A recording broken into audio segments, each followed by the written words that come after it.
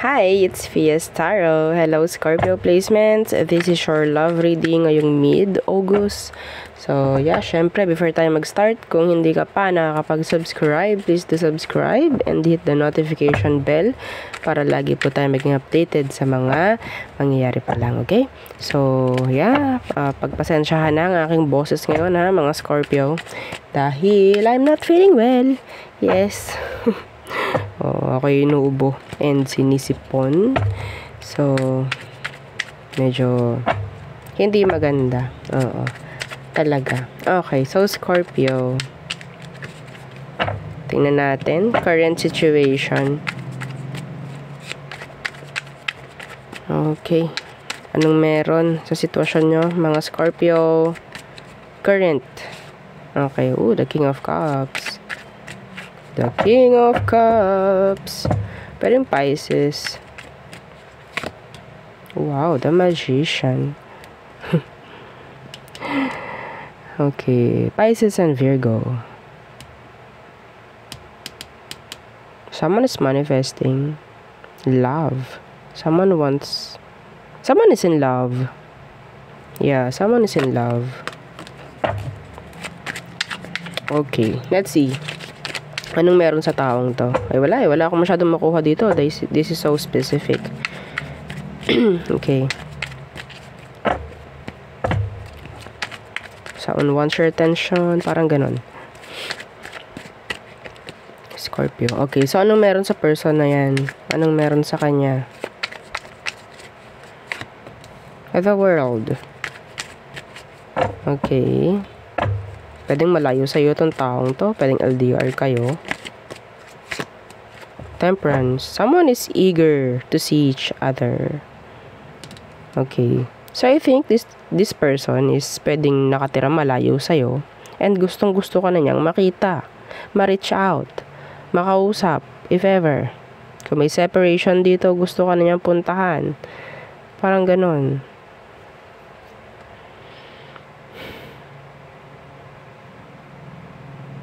Why the Temperance in reversed? I think nagkaroon ng imbalance dito sa inyo. Excuse me. Gusto ko munang uminom. Sandali lang, ha?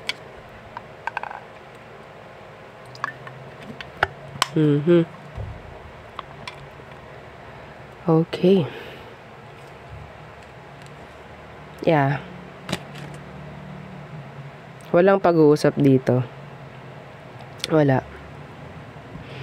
Okay? Or may break up. Meron ditong parang gustong-gusto ng gumawa ng aksyon or tingnan natin.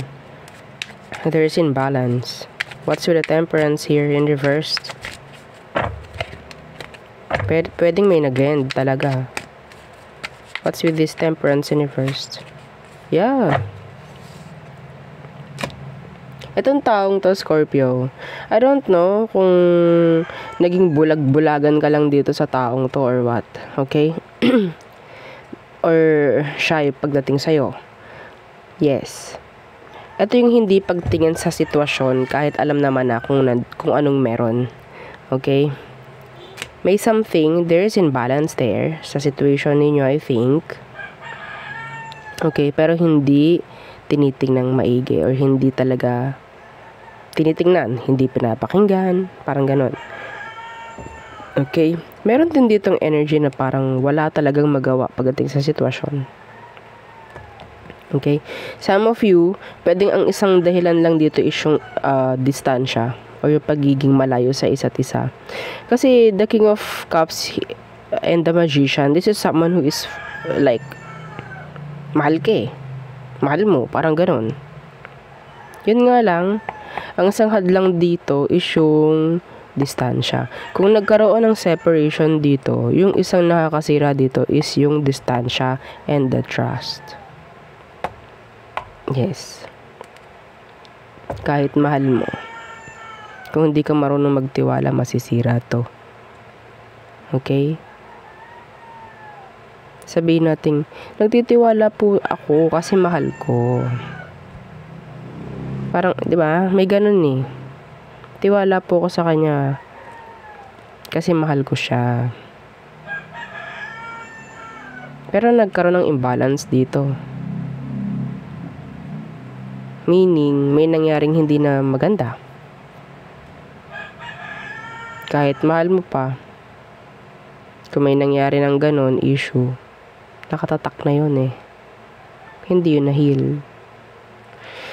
Anyway. So, ano ba ang totoong emosyon nito for you, Scorpio?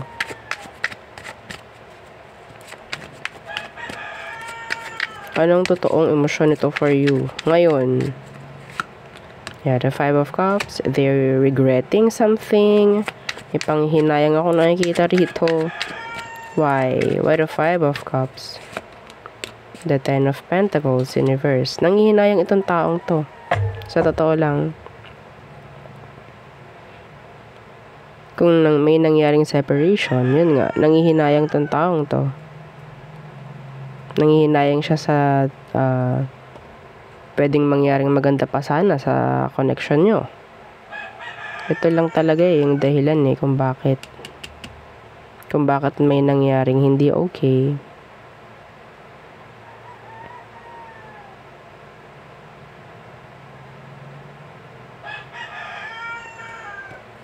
Yeah, the Ace of Swords, the Tower. Yes, may separation dito. Alam nyo, Scorpio, itong taong to, okay? Itong taong to, kung may nangyaring hiwalayan sa inyo, andito yung mahal ka, ha? Okay? Nakikita ko, they're manifesting you. Okay? Minamanifest ka nito. Minamanifest na magkaroon kayo ng connection because wala kang connection ng taong to. Okay? Wala, as in. Meron po kami connection, so this is not your read. Okay? So, kung may connection kayo or communication kayo ng taong to, this is not your reading. Ang nakuha ko rito, walang communication. Zero. Okay? Zero. So, Scorpio, ang nakuha ko sa taong to, gustong-gusto ka nitong makita. Gustong-gusto ka niyang mapuntahan, lalo na kung LDR kayo. Ayaw nito na nakakaramdam ng panghihinayang. May panghihinayang ako nakukuha from this person. Okay? Some of them, alam nyo, may problem sila sa kaperahan ngayon. Yes. Parang hindi niya alam kung paano ang gagawin niya ngayon. Ang dami niyang problem. Sa totoo lang, isa na yung pamimera na yan. And yun yung parang isa pang issue kung bakit hindi kanya kayang mapuntahan. Kahit gustong-gusto ka na niyang mapuntahan at makita. Hindi sapat yung message sa taong to. Hindi sapat. Gusto ka nitong makita. Gusto ka niyang puntahan, Scorpio. Okay? So, ano bang next action niya towards you? Anong next action niya towards you, Scorpio? The Ace of Wands in reversed. And the Knight of Pentacles. Wala eh. Wala akong nakuha. Pwedeng may problem nga talaga itong taong to. Okay? May problem. The Queen of Swords in reverse. May takot kung ano man. Some of them, they're facing legal issues.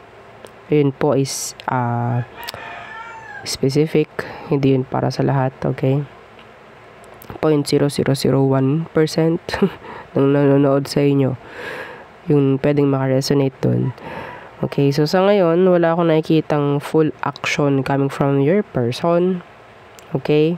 Wala akong action na nakukuha. Travel, kung ano man, wala. Okay? Pero they're planning, actually. They're planning, taking action slow, parang ganyan.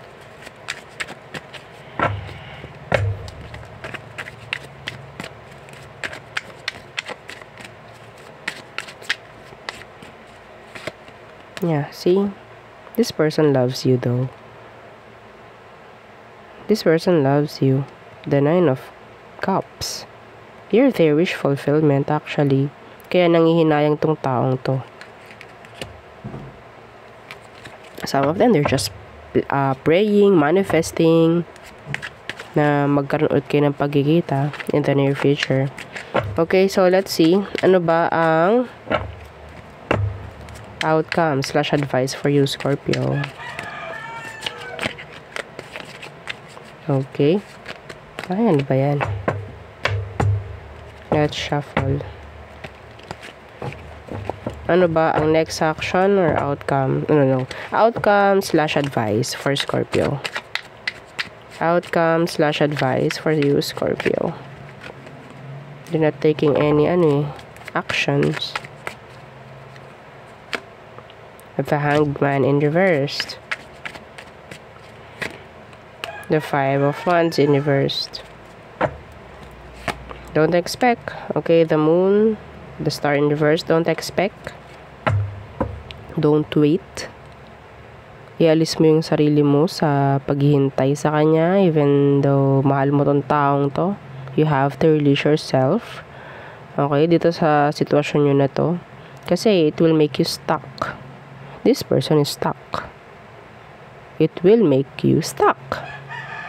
Okay? Kasi manghihinayang ka rito. Mamumroblema ka dito. Mag-iisip ka na mag-iisip dito. May chance na maapektuhan pamumuhay mo, all in all. Okay? So, the Hangman in reverse and the 5 of Wands in reverse, ialis mo yung sarili mo sa drama. Okay?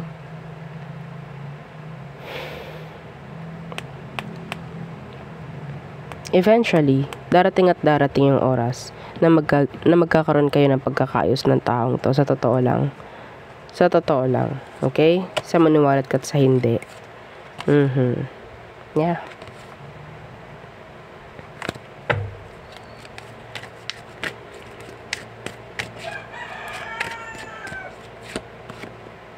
The 5 of Swords, the 7 of Cups. Magulo lang talaga ang sitwasyon ngayon. Okay? Hindi magagawa ng pagmamahal. hindi magagawa ng pagmamahal yung mga problema rito is ma-fix. So hindi magagawa ng pagmamahal na ma-fix, no, lahat ng problem sa inyo. Hindi niya magagawa. Hindi magagawa ng love lang. Okay? Yes, important dyan is mahal niyo yung isa't isa. Manifesting each other. Parang ganyan. Pero sa ngayon, kung hindi tumutugma ang sitwasyon, then just let it go. Okay? Wag nyong pipigilan, wag nyong lalabanan yung kung anong sitwasyon meron. Mawawala ang balanse. Okay?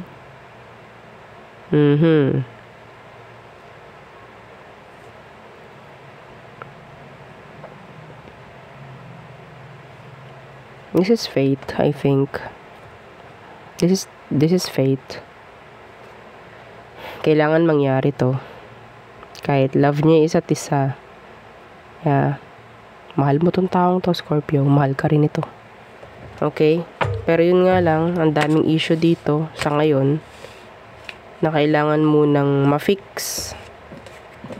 Kung ano man yan. Yeah, this is just like, sabihin natin, parang outside ng connection nyo, yung mga sitwasyon or mga issue. Okay? Outside the connection. So, bitawan nyo na lang muna para hindi maapektuhan yung iba pang aspeto ng inyong buhay. Okay? So, let's go sa all signs. Aries through Pisces. Okay, Aries. They love you. Genuinely. Taurus, they're looking for you. They're stalking you. They want to talk. Gemini, they're not over. Hindi pa sila over or hindi pa sila tapos pagdating sa'yo. Cancer.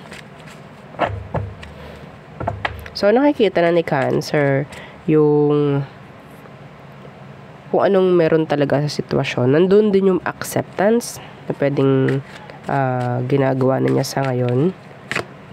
Leo. So, trying to be patient, trying to be balanced. Virgo. Okay, they're stalking you.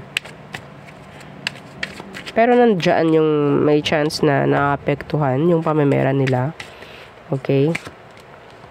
Libra, they're focusing on their career, money.